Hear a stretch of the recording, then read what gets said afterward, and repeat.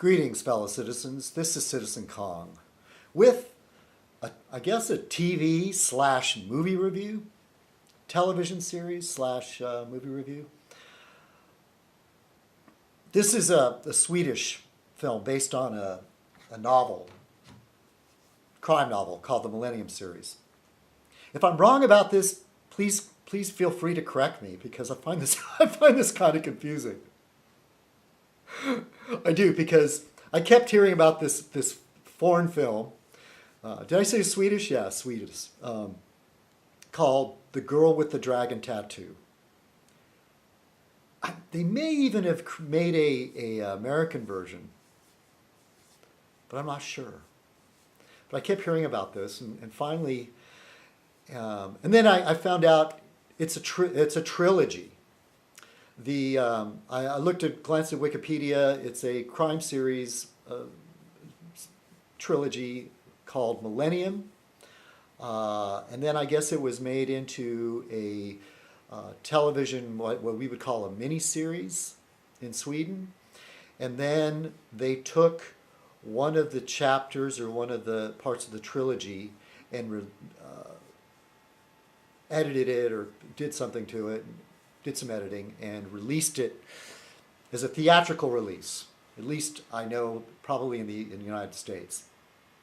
The interesting thing about the original title is, I won't try to say it in Swedish, but it's Men Who Hate Women. Once again, the misogyny topic comes up. It centers around this main character, the girl with the dragon tattoo, is this petite.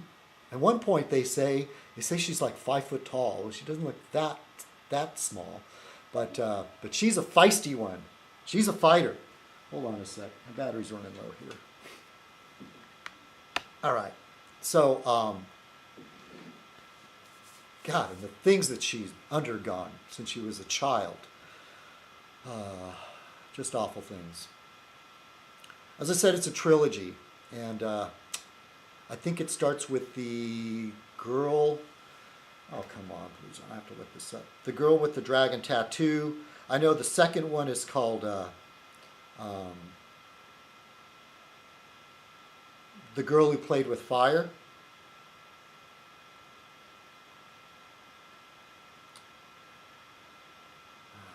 Excuse me here. I'm so sorry.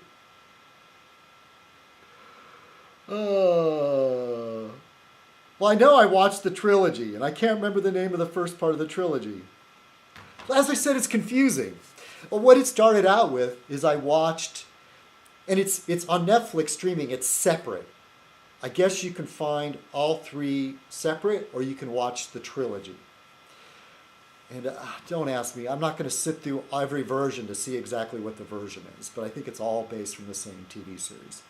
Yeah, I watched it out of order. I first watched the girl that kicked the hornet's nest, which is the last one. The middle one is called The Girl That Played with Fire, because I remember that because I watched it last night.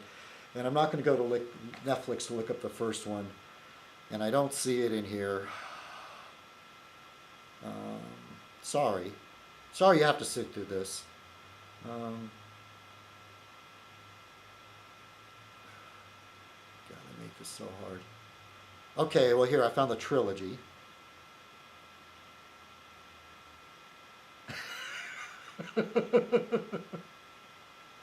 They just call it the trilogy.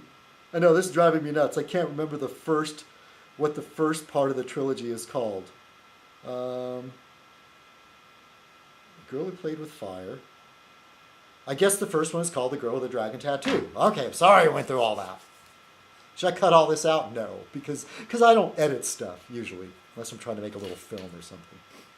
So, which I haven't done in years and years and years. So anyway, yeah, that's a trilogy, and originally called the Men Who Hate Women, and it's kind of like the main character is a journalist, this gung-ho idealist? Yeah, an idealist who, is fighting the big man, fighting corruption and all that. And and his relationship with the girl with the dragon tattoo. Believe her name is Lisbeth. And part of the time she dresses like this punk gother. She's a computer hacker. And it's revealed to you as the series progresses all these terrible things that happen to her in her childhood, because she's got like this obviously social issues, social awkwardness. She hardly says anything, and she's not close to anybody. And later, as it moves on, you find out. And there's just all these, she was committed to a mental institution when she was 12, and mistreated. And it just turns out there's sort of a whole conspiracy involved why she was treated this way. And she can act out. She's violent. She set her father on fire.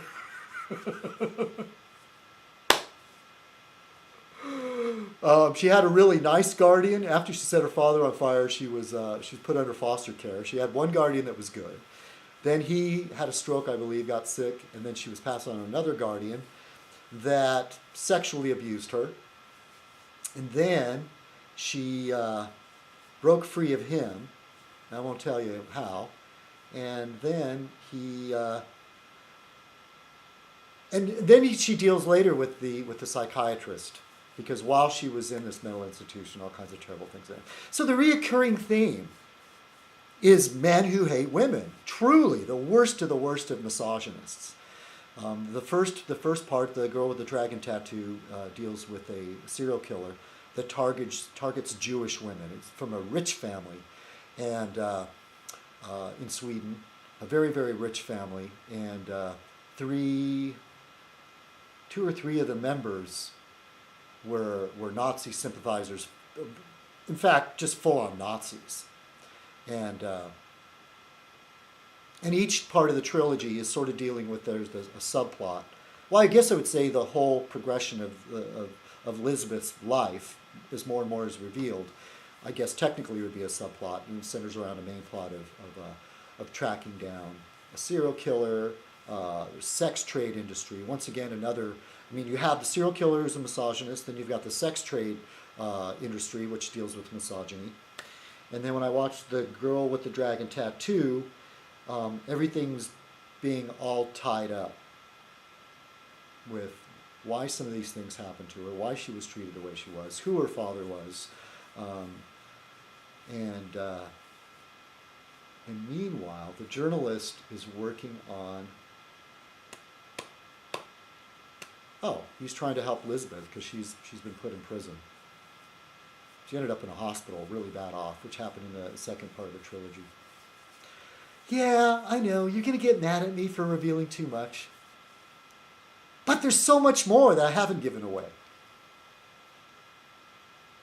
So, God, man, there's some characters in there. And there's some violence. And just scenes that make you grimace. I mean, it's not so much graphic violence, but it's the things that are happening to women. And there's very, very few positive male role models. The journalist is one. I believe it was written by a man, but it's all like, dude, did you write this book to get laid? I don't know, whatever. So women will love you? No. All kidding aside, I don't know what it's like living in Sweden and what the feminist thing is on over there. But he is a crusader, and he is one of the positive men in it. The other one is her first foster father, but he's basically powerless.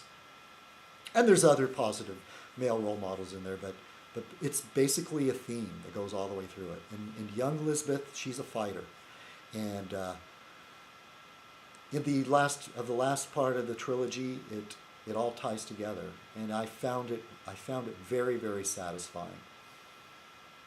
And once again, since it's a European Swedish film, I haven't been reviewing too many Swedish films.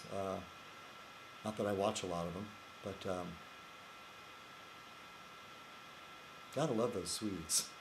Their country looks so nice, even though it looks cold. Everything's cold. It just looks so nice. Damn socialists.